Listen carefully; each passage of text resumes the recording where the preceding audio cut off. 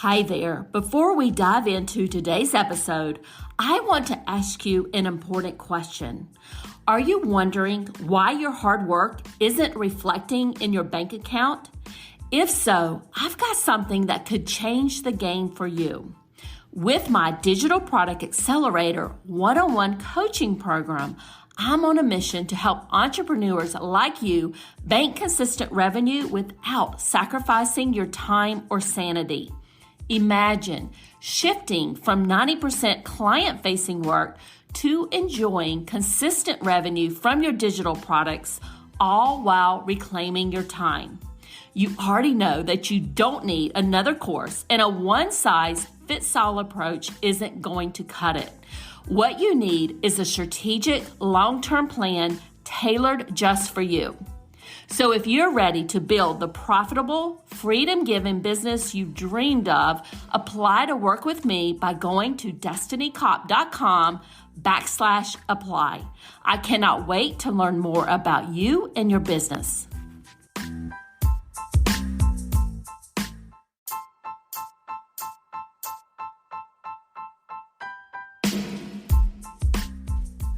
Welcome to the Course Creators MBA podcast. I'm your host, Dr. Destiny Kopp, and I help business owners increase their revenue with digital products and automated sales funnels. In this podcast, we tell the stories of ordinary business owners just like you. We talk about their story and how they got started, the challenges they've experienced, and how they overcame them. These are discussions with real people who understand what it's like to own an online course or membership business.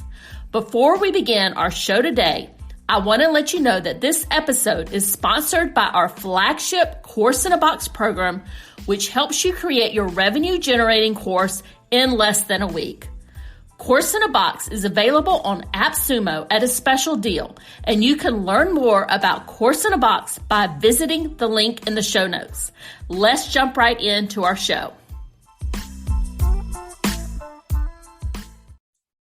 And today, my special guest is Jennifer Ledwith. She is the owner and teacher of Scholar Ready.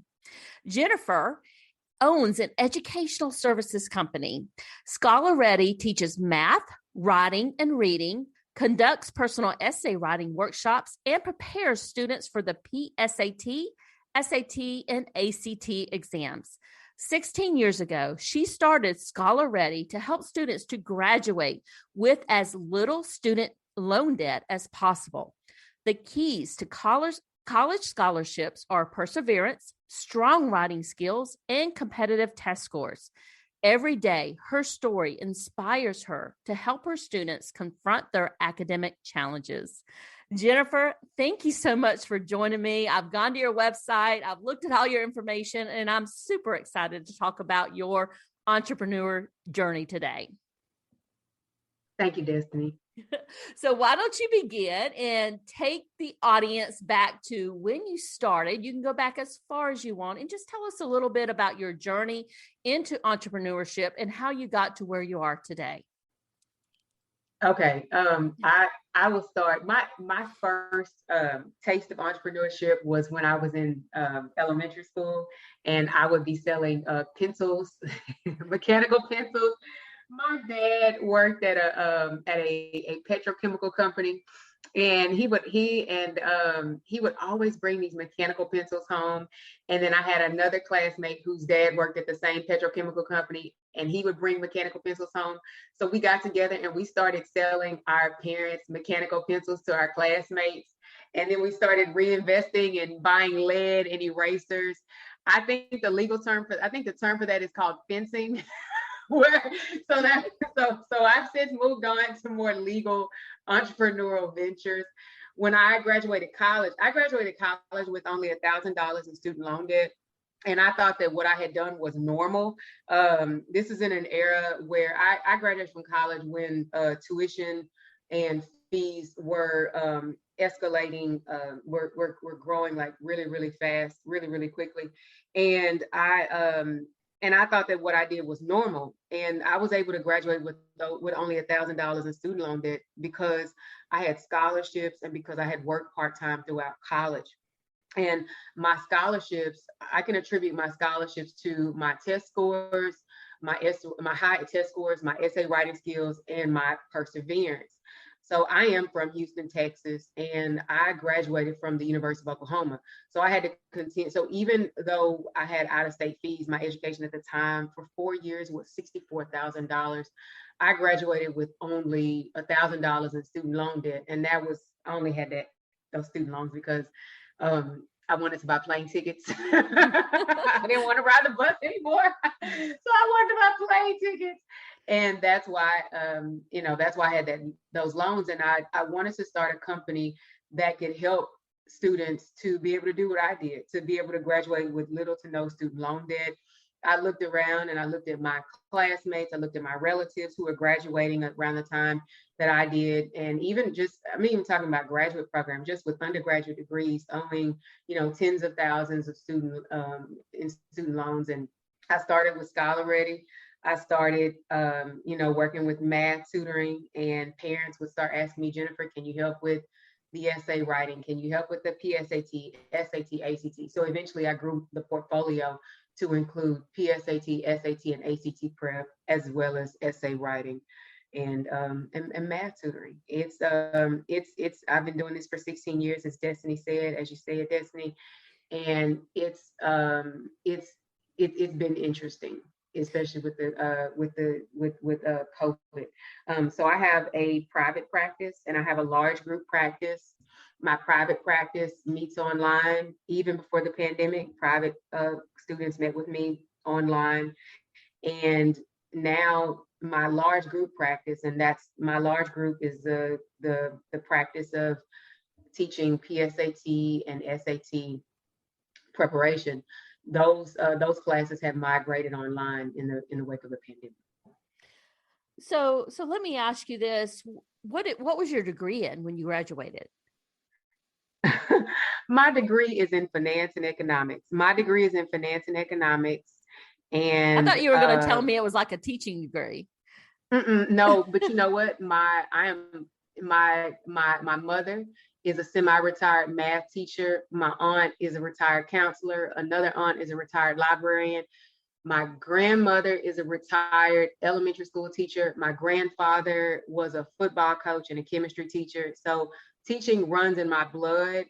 I have I will tell you this, the degree, because people are like, you have a degree in finance and economics, but you do this. And I'm like, yeah, because simply, I just love it. And the finance and economics degree helps me to think about my business very strategically, especially when in the wake of the pandemic, when there was so much uncertainty, I really started looking at my business like an investment.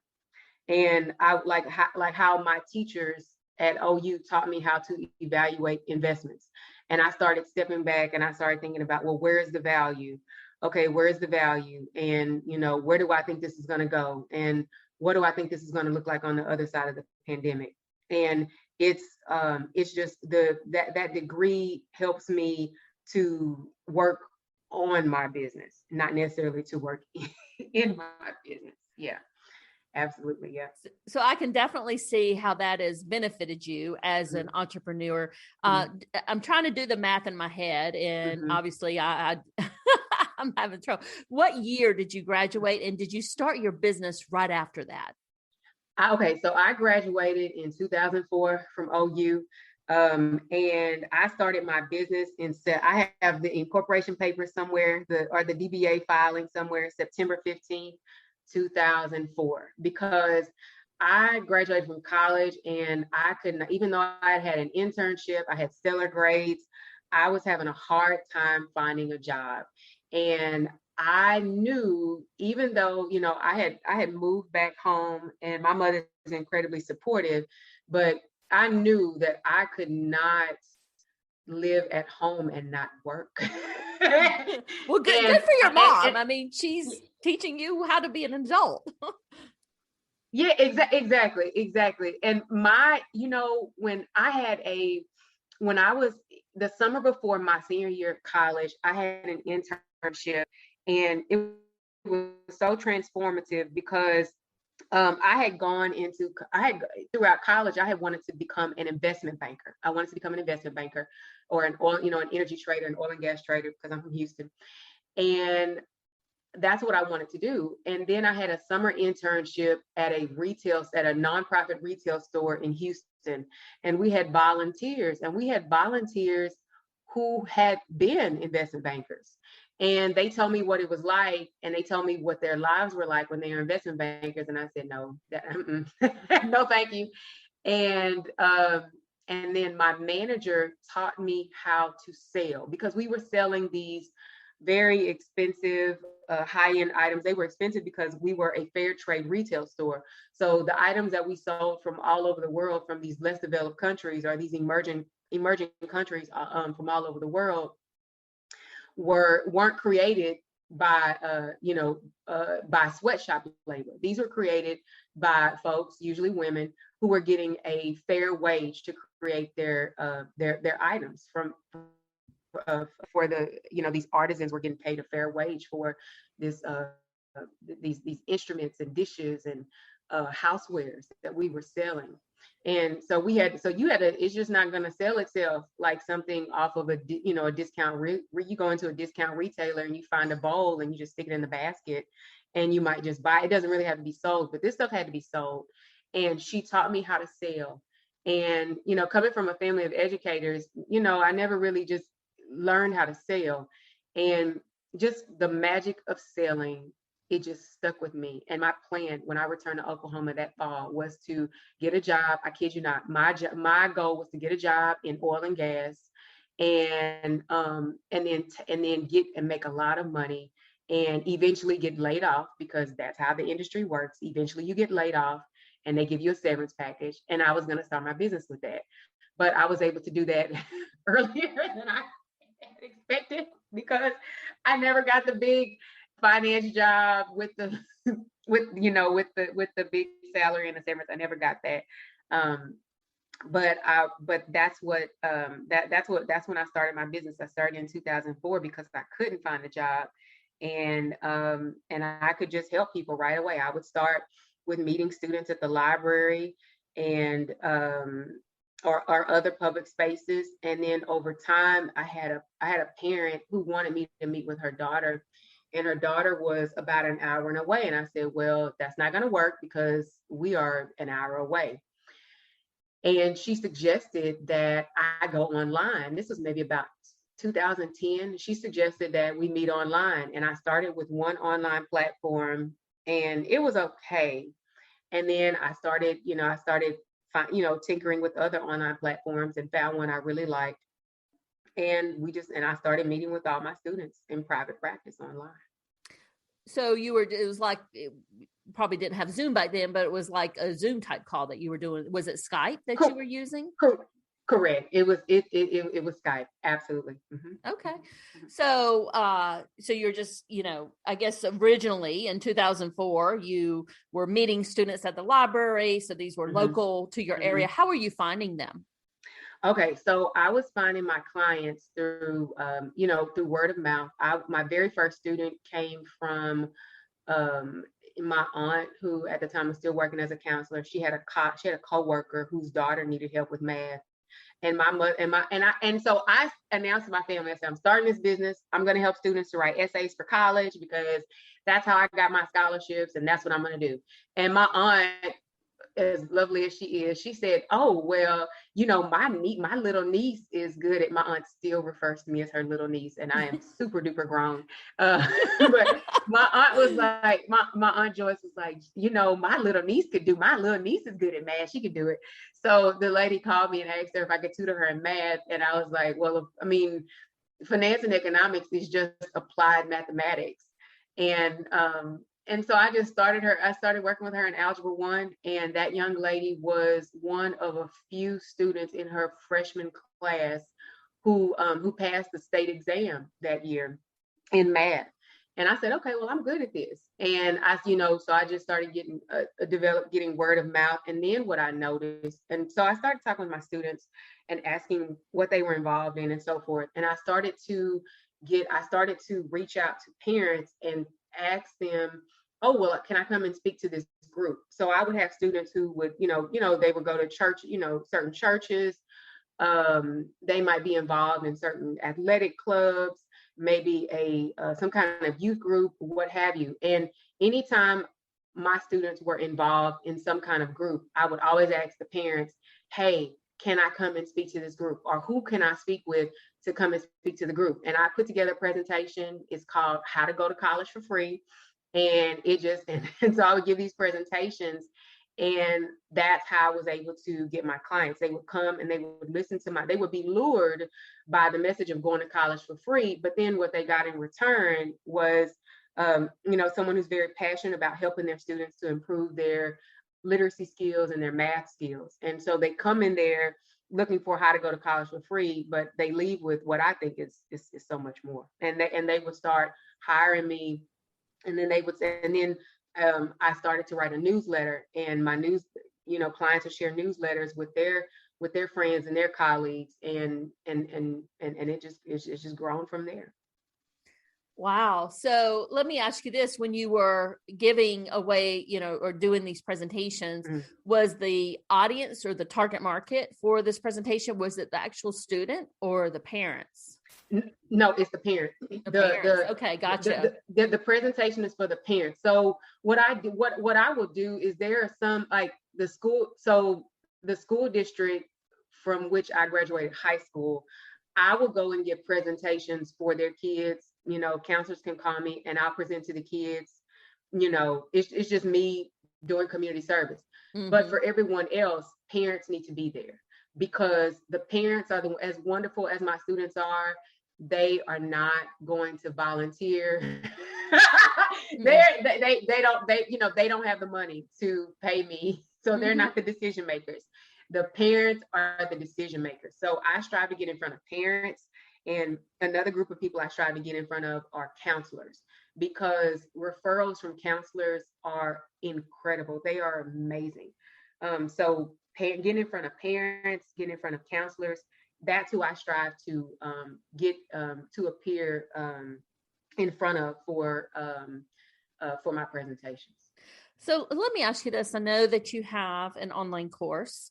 Can you walk us through why, about the time frame that you started thinking about it? What led you down the path to say, oh, I'd like to develop this and launch this in the marketplace? And tell us a little bit about how that's going, and a little bit more about your course. So I threw a lot at you. Okay. All right. So I was teaching, online. I have been teaching students online since probably about 2010 in my private practice. Mm-hmm. But when we're talking about a course with multiple students, I was reluctant to do that. I said, I'm never going to get these parents to move their kids online. And so when I think about the online course that we're talking about, it is definitely the PSAT and SAT class, that course that I teach through my partnership with University of Houston Clear Lake. That class, I always thought that class had to be in person. It is, and I'm gonna be honest with you, on the other side of the pandemic, I will be excited for us to gather again, because it is it's wonderful. The kids are on a college campus, so they're getting a flavor of what it's like to, be on a college campus.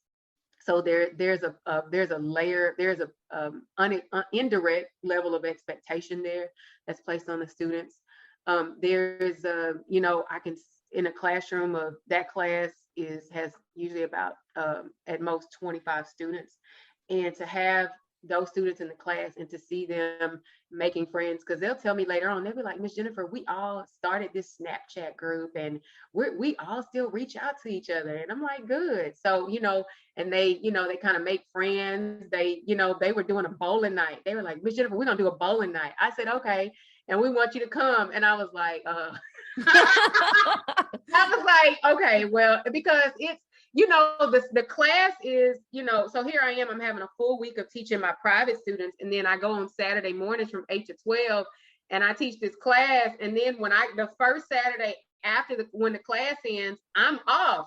And they're like, Miss Jennifer, we're gonna go bowling next Saturday. And I'm thinking, I'm all like, oh my God. So I'm like, you know, and so I was like, well, y'all just, and so I said, all right, y'all tell me when y'all gonna do the bowling night. Yeah. But so I just love the kind of community that the class creates. I think it's because when I was in college, I was a resident advisor, and such a big part of my job was creating community among the residents who lived in my dormitory. But so I love that. And then also having the students, you know, having them ask questions and them go to the board, you know, I miss that. Although I've been able to replicate that online a little bit. And then the final class, the final class is basically a big carnival of games and learning. So like the very last class is what they do. I've done puzzles where I've written the answers to questions on the back of puzzle pieces, or I've written questions on puzzle pieces. And it's so many students, like, you know, so I'm able to divide the students into like 3 or 4 teams. And each team is looking for a certain kind of, they're looking for puzzle pieces to fit their puzzles. And they're like, Ms. Jennifer, what is my puzzle supposed to look like? And I'm like, I'm not gonna tell you. And I don't even bring the box so they can see I don't know what it's supposed to look like either until they complete it. But having stuff like that, I brought in piñatas, I brought in hula hoops, cornhole. I mean, it is intense. And they are, you know, I bring in musical instruments. They have, if there's gamification, so they're able to win these powers where they they have powers. So if they complete their assignments during the week, they could shut down the games that we play. They could swap points with other teams. They could it's just so many things that they could do with their powers if they do their work. And you know, just to see them in the classroom just reacting to that and reacting to one another in that physical space, it's amazing. So I will be excited about us gathering again in person. So because of how much I love, I mean, I even have worn a costume before. Like, it's just, I simply love it. I mean, they do learning does occur. Learning does occur, but I make it fun. And so I said, so when my colleague at U of H Clear Lake, Brenda Guerrero, told me that the university was, you know, shutting in-person classes down in the wake of the pandemic last March, in March of 2020, I said, oh no, what's going to happen to this vibrant class that I've built? And so I said, well, we'll just move it all online. We'll move it all on Skype. So we moved a course of 22 students online. So the good thing was that they were already used to completing their assignments online. I have some learning management software that I use, and, you know, they have quizzes and so forth, and different tutorials on that learning management software. So they were already accustomed to my expectations and, you know, being online. But boy, I tell you. And so I was like, all right, I'm ready to go. You know, we communicated with the parents about how to join, the parents and the students about how to join the online class. And I was just excited because there is the magic of that in-person classroom, but also I've done online tutoring, you know, for years, and it's magical as well. And I was like, all right, we're gonna, you know. And then what else happened that day? I think that day or that week, my internet had been messing up, and so I was at my mother's house on her kitchen table teaching the first class, and it was just like, oh God, what else is gonna happen? And you know, I was just disappointed because, you know, you had students who were, I mean, we were all getting used to this newness of the pandemic, and these students, many of them had been on a 2-week spring break, so this is the first time that they're doing any type of they're getting any type of instruction. And it was just destiny. It was just like, you know, looking at all these students on the screen and having to manage them, and it was just, it was hard. It was, you know, it was hard. And, you know, we got through it. We got through all 5 online classes, and we played games, but it wasn't the same. Things took longer online, and they still do. They take longer online than they do in person. And it was just, it was challenging. Like, it was like, I was like, how, and what I would do is I would have students, I would see, you know, if students weren't there, if they hadn't arrived yet, I had their parents' cell phone numbers. So I would text the parents and say, hey, where's Johnny? Hey, where's Jessica? And then I would have to, troubleshoot the students, connection issues and so forth. So I was like, oh my gosh, it was just a challenge. And then to meet with students online for 4 hours on a Saturday, that was just a lot. Because, truth be told, this is a class that is arranged through the university. So I can't just change it and say, okay, well, we're only going to meet, we're going to change these times around, and we're not going to be online for 4 hours straight. So that was such a challenge. And I gave students assignments throughout the week. And I would notice if some students weren't completing their assignments, and I would reach out to the parents and I would ask them what was going on, and they would tell me. They'd be like, because of the pandemic, I'm stuck here. We came here for spring break. We went out of state for spring break, and we're stuck here because of pandemic travel restrictions. So, my son, the student is at home with grandparents. So I knew that no work was going to get done with being at home with grandparents. Oh, wow. So it was just, that first class was just a disappointment. And it was and I think some parents, some kids did learn and they did get stuff out of it. But with my high standards, I was like, there has to be a better way.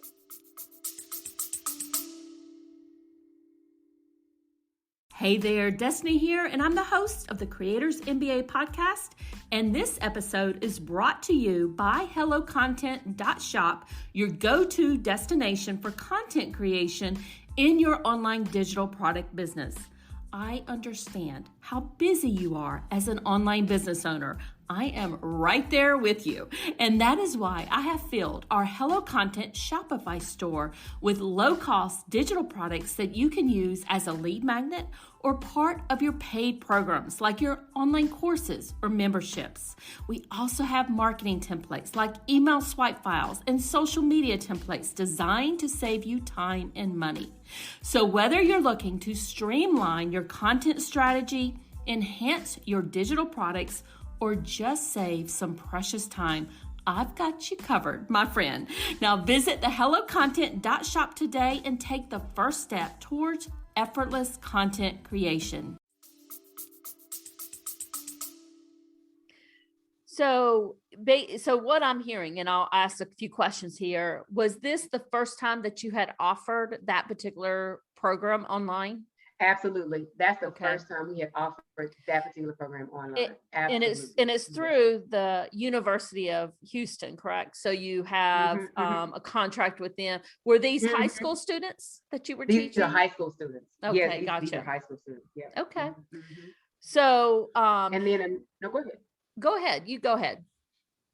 And another thing that kind of demoralized, I think that was kind of demoralizing, was just the constant shift in students' activities and their extracurricular activities and their school day. I think we underestimate how much that structure contributes to their overall well-being, and I think we underestimate how much of everything else revolves around that, them going to school for so many hours a day and getting assignments, just the pre-pandemic way of going to school, and having to, the students were jolted by that, parents were jolted by that, and it was very challenging to, and then the tests, the exams were getting canceled left and right. So it was very challenging to keep this thing growing. We started this class in 2000. We started offering this SAT prep class at U of H Clear Lake in spring of 2013. And we had grown that program from, having a class of like 4, 5, 6 students to, consistently selling out the class. And we limit the class to 25 students, to consistently selling it out and, getting this traction and, thinking about different ways that we can grow and so forth. And this was just, and it was like, wow, like COVID knocked us on our sides. Now, I want to say what it really knocked us on, but my students may be listening, and while and while and we have a G-rated show, so there. Correct. So I want to say it knocked us on our sides. Yeah, so it knocked us. Yeah. So did you run it again in the fall, or what was your schedule like? So what we did was we said, okay, so what happened was we had because we were so successful in recruiting and building that class that we offered in March, we created a waitlist course. And, so we had a waitlist course that was starting in May. And the waitlist course was considerably smaller. Were there maybe like 8 students in the waitlist course? And so we said, we're going to proceed. So we did it. And I said, oh man, this is so, because I was just so excited to have, it does something to your ego when you grow something from 3 to 4. Basically we created something from nothing, and to grow it to selling out and having to have waitlist classes for a few years straight. This is amazing. And then I look at the enrollment numbers and it's 8 students and I'm just deflated. And then what I said was, well, this is, and then as I started teaching the class, I said, this is awesome. I said, because these students are able to ask questions, I'm able to give them more attention. If they have, I'm able to have some time to look at their assignments and give them feedback and, more consistently. And I said, and then we would get these, we would get we would do the parent, the parent surveys and the student surveys, and they came back really favorably. And the students were saying, we really like how Ms. Jennifer takes the time to think through a question. We like how she takes her time with every question that we ask, because I can do that because it's only 8 of y'all. So that was, and then what would happen is, of those students, one of them, let me just start with, I know one of them came into private practice for some more individualized test preparation. One of them came into private practice to prepare for her essays. And then her mom enrolled her brother in one of our other PSAT classes. And then one of the other students that student was going to, his younger brother had talked with, or the parent talked to me about enrolling another brother in another class. So we had this, and then there was and then we had word of mouth from that class that helped that August class to leap in enrollment. So we offer an August PSAT course, and even though there were colleges saying, hey, we're going to go test optional, you don't have to take the SAT, you can still apply.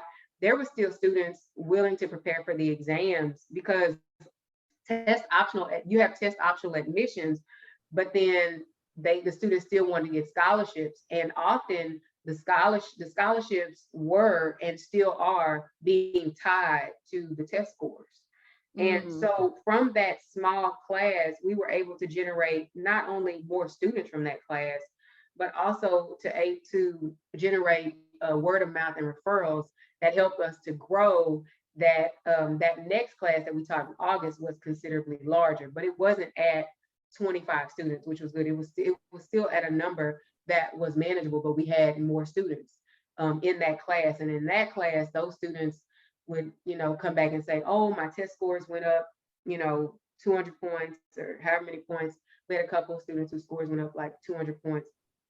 And that's when I said, okay, well, I think we've hit a sweet spot here in terms of the number of students we have in a class. And I think we're onto something with having these smaller classes. So tell me a little bit about the course itself. And it sounds a little bit like a group coaching program, if you would. Is it a week long? Is it 2 weeks long? And how much time do they spend actually doing the assignments in the course? All right. So the class, the class is 24 hours. Okay. And initially it was spread out among 6 Saturdays. So we would meet each Saturday, we would meet for 4 hours from 8 a.m. to 12 noon in person. And I said, oh no, we can't. I said, oh no. I said, this is not going to work online. No, no, no. And so what we've done now is we've taken that class and it meets 3 days a week. So Tuesday, like a Tuesday, Thursday, Friday, or like a Tuesday, Thursday, Saturday, or something like that, for only a couple of hours at a time. But we still get them those 24 hours of instruction. And we've even taken and expanded on that. We said, in these surveys, some students say, I need more math. Some students say, I need more writing and language. So what we did was we created these specialized classes where students could focus on, some students say, hey, I just need help with the reading and the writing and the language. So we created a 12-hour course for that. And we created same thing with math. They said, hey, I need more math. And we created a 12-hour course that just focused on the math portions of the PSAT and SAT. So students do come. So we're looking at a course of 24, spending 24 hours with me. Now, the amount of time they spend on homework after every session, they have homework. So what I'm striving to do, Destiny, is to teach my students how to prepare for an exam, because these students are going to college and they're going to have to keep on preparing for exams. Many of my students go on to graduate school. So I have students who are having to take the MCAT, for medical school, the DAT to get into dental school, the GRE to go to graduate school, and the GMAT to get into business school. And then, of course, all the tests that they're going to have to take while they're students. It is not realistic and it is not financially feasible for them to drag me through all of these testing experiences. So I am striving to teach my students how to prepare for an exam. What happens with students at school is that they will get A's on their homework and their classwork, and then they'll go and take the test and they'll go get a C, D, or F on the test. And it's because there's a disconnection about how they go about preparing for these exams. And what I'm doing in this class is I'm teaching them what happens when you consistently work toward a goal. So they have homework. So if we meet Tuesday, Thursday, and Saturday, the students have homework assignments that are due on Monday, Wednesday, and Friday. And it's like that in all my classes. They have when we're not meeting, they have homework assignments too. And they're open note, open book, open Google assignments. I write the assignments, so they can't just go to, of course, there are online resources that allow students to find answers to questions. That can't happen in my class. So they have to actually do their work. And then also there's a gamification component to it, to where students who score the most points on their assignments can get gift cards to different restaurants or to different retailers. They also have, and then also when students do their work, they're able to have powers that we play once a week. We play a game and they compete against one another in teams. And then I give the team prizes at the end of the course. So they have homework assignments, and my expectation is that they do them. Some students are going to do it because they want to learn and they are engaged and they know that they need to do their work. Other students need a little more motivation, and that's why I include the point system and the games and the prizes and so forth. So Jennifer, let me ask you this. I know that you had to change your business and your model a little bit because of COVID of last year. What do you see as next steps in 2021? In 2021, I really see I see this class, the SAT class, that the original one with where I prepare students for all the subjects. I see that meeting in person again. So I see us meeting in person toward the end of the year, probably the fall. I see that class meeting in person again. But that's what I see with that class. What I see but we've been able to, as a result of our marketing. So it used to be that we would market, we would go to visit counselors and, give presentations to counselors. Can't do that anymore because of COVID. So we started offering this, online continuing education courses for counselors, because counselors refer and refer and refer and refer students to our program. And so we still found a way to get in front of the counselors. Um, so because of the counselor outreach, and because we were able to expand, and then we started thinking about, okay, well, you know, COVID hit at a time when when the oil and gas industry, which is a major industry in Houston, um, was was declining. And we said, well, what can, so we expanded our outreach to counselors beyond the Houston metropolitan area. We started thinking about, okay, and this is me with my finance and economics degree, thinking, well, what, where is, if I were to invest in an industry at this time during the pandemic, what would I invest in? So we started thinking about IT. We started thinking about food and things of that nature. So we started reaching out to counselors. We started reaching to hubs with IT industries, grocery industries, food industries. So we started expanding beyond the boundaries of the Houston metropolitan area and started reaching out to counselors in the Dallas-Fort Worth area, counselors in the San Antonio area, Austin, and in the Rio Grande Valley. And we said this, and so because we've been able to expand our outreach, we actually started attracting students who were not, who could not come to University of Houston Clear Lake, which is located, University of Houston Clear Lake is right behind Johnson Space Center. And it's in, even if you live in, I'm not sure Destiny if you've ever been to Houston, but it's huge and it's spread apart. And University of Houston, while it is University of Houston Clear Lake, it's not in downtown Houston. It's far from downtown Houston. And you may meet someone who says, yeah, I live in Houston, or I'm from Houston, but they may live way out in one of the suburbs, north of Houston or northwest and northeast, and they're not driving to Clear Lake on, every week. It's just too far for them to make that drive. So with those students, so we've been able to teach classes where we've had students from other schools who we would never dream of asking them to drive to U of H Clear Lake. So we'll probably keep some of the classes online, probably some of the subject specific classes, like the class that focuses on math, the class that focuses on reading and writing and language.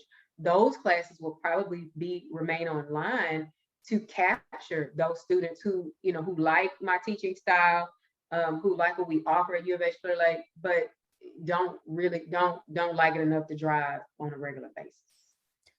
So let me ask you this. Have you ever had interest, or has anybody ever reached out to you from an area, even from another state, who's interested in taking that class? Is that a market that you're kind of thinking about? We had students to we've had students to come to our boot camps, and we even had someone come from California to come to our to come from it. But we're having and people come to so the boot camps that we have are free, and we talk about SAT and so forth, and then we offer a mock or a practice SAT, and we did that one time. We had students from Dallas, Austin, San Antonio, California, but for some reason we have struggled converting those students into students taking the class. I mean, we've been successful in getting students who are so U of H Clear Lake is in the southeast. Let's say it's in a suburb southeast of Houston. We've been able to have students in our class from northwest, so northwest of Houston, way going out, very much northwest of Houston. Those students would never have. So we've been able to attract students who live in the farther suburbs, but we have not been successful in converting those students who are from those other areas as well as we have with these. And we're still working on it, because we still have to think about, well, what happens if not necessarily, I don't know if anything like COVID will happen again in our lifetimes, but certainly with the energy industry going through its ups and downs, we need to be able to have students from other parts of the country, other parts of the state. So we're still working on that. We're still working on trying to get more students to enroll in that class who are from, they come to our free stuff, but when it's time to come to our paid class, it's still primarily students in the Houston metropolitan area. Now, not necessarily students who live near the U of H Clear Lake campus, but we still are able to get students who are from, like farther away. But boy, it's so that's something that we are still working on and trying to figure out how to get more of our students from far away to become our students. I love that you're thinking about that, and that it just goes to show you that in business, there's always areas to kind of look at and improve and tweak and figure out what you want to do. I have one last closing question for you, Jennifer. You've been doing this for 16 years. You have a ton of experience in entrepreneurship. What advice do you have for other online course creators or entrepreneurs out there? I would say to stay focused on your goals and to think about I examine my sales and think about where my sales were coming from. So you asked me at the beginning, Destiny, how did you get your clients? And one way was through word of mouth. I mean, and people would, before COVID, people were going and they were, they would see each other out at they would sit next to their, to their mom friends at the games while they watch their kids play, and they would sit there and talk about oh, well, parents would say, oh, well, Johnny needs help with math. Oh, well, I have this great tutor for you. You need to call Jennifer. And that's how that word of mouth would go. But nowadays, when people are, in the thick of COVID, things are opening up more now because of the vaccines and so on. But you have, at the height of COVID, people were afraid to go to the grocery store, and folks would, and if I know for me, if I would go to the grocery store, I had on my mask and I would be running in and running out. I actually stopped going to the grocery stores in my neighborhood because I would run into people who I knew and I couldn't hug them. And it was just like, it's just too hard. So I would start going to grocery stores outside my neighborhood where I didn't know anybody. And so you don't have that word of mouth. Also, I would generate word of mouth by just kind of like these casual encounters. I volunteered at my pool, volunteered at the meets, and I would talk with parents there, and they would ask me questions, and I would say, well, this is what I recommend you do. And ultimately, eventually they would become my students or my clients, or they would refer people to me. Going to the gym, going to the, there were all these natural places where I would run community meetings, where I would run into clients and prospective clients. And, they would stay, I would stay in front of their minds. And I didn't have that anymore. And I can trace a lot of my sales to that. So I would think, okay, well, now they can't see me in person. So what can I do? So what I say to entrepreneurs is examine what was driving your sales before the pandemic. And, if those things aren't available anymore, you need to figure out how to replicate them online. Even the in-person events, I would go and give these presentations and get clients from that. Those things were gone. So as an entrepreneur, you have to think, well, how can I replace this? Because I still have a business to run, and there are still people who need my services. So what I started to do was I started to stay in front of my clients more. I have a newsletter that I was sending out, but I wasn't sending it consistently. I was sending my newsletter when I felt like sending it. And I would send my newsletter. I try not to send it too much because people would get turned off. But then I said, no, I'm going to send a newsletter every week. So I send a newsletter every week. And that lets people know, hey, Scholar Ready is still here. And Ms. Jennifer is still here to help us. And even though, and I had to focus on my goals. My goals are to generate sales. And, people would drop from the newsletter. Like I've seen when I send it weekly, I have seen more and more people unsubscribing from my newsletter. But I also would see people responding and saying, all right, Jennifer, we're ready. We want to take this course. How do we go? How do we get started? And that's the focus. The focus is on that. If people drop from the newsletter, that's fine. They weren't, and I would look at that list and I'd say, these people weren't referring people to me. They're not clients anymore. It's okay to let them go. So I had to focus on, so that's me staying in front of my clients like I would when I would see them in person. And then for the events, I started conducting online events, like, how to go to college for free, how to, I would go and present at counselors conferences. And what I started doing was offering continuing education, because I'm an approved continuing education provider for educators in the state of Texas. I started offering continuing education to stay in front of the counselors. So, and that generates referrals. And that generated referrals. So as an entrepreneur, you need to think about, what your goals are, and think about how you were able to reach those goals in the past, and see if you can adapt in the online environment to reach those goals. So thank you for all of those tips. And I liked what you said about basically not worrying about if people unsubscribe from your newsletter. Like in your case, maybe they didn't have kids of college age anymore, or maybe they had already graduated from college. Jennifer, where can people find you? They can find me at scholarready.com. It's the word scholar and the word ready pushed together in one word, only one R in the middle. So scholarready.com. They can find me there. Scholar Ready, no matter what happens with these exams, with SAT and ACT, we will still be here to help students to get ready for their next level. And I will make sure that link is in the show notes so they can very easily find you. Jennifer, thanks so much for sharing your journey today. It was extremely inspiring. I loved everything you had to say. So thanks for all the tips and everything that you gave us. Thank you so much, Destiny. Have a lovely day. Thank you. Thank you so much for joining us today. I hope you enjoyed this episode. If you love the show, we'd appreciate a review on Apple Podcasts or your favorite podcast platform, and show us some love there. Have a great rest of your day, and bye for now.